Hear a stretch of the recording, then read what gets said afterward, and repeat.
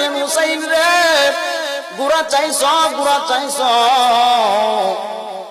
তবে জাইনারা ঘরে আমি নবীর কাছে টাকা নাই পয়সা নাই, তোমার গুড়া কোত্থেকে কিনে দিব? হুসাইন ডাক দিয়ে বলে ইয়া রাসূলুল্লাহ, না ভাই, যদিও আপনার কাছে টাকা নাই গো, আপনি নবীরে আমার আল্লাহ গোটা জগতের রাহমাতুল লিল আলামিন বানাইছে। নবী গো, আপনার এত সম্মানী আমার আল্লাহ বানাইছে, আপনি যদি আমার আল্লাহর কাছে কোনো কিছু চাওয়ার মতো চান, আমার আল্লাহ আপনি নবীরে খালি ফিরাইয়া দিবে না।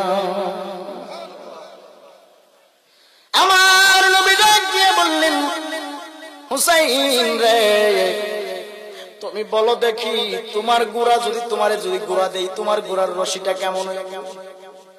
হুসাইন ডাক দিয়া বলে ও নানা ভাই, আমার যে গুড়াটা আপনি দিবেন সেই গুড়াটা যেমন দামি গুড়া হবে গো, আপনি আমারে যে গুড়া দিবেন সেই গুড়ার গলার রশিটাও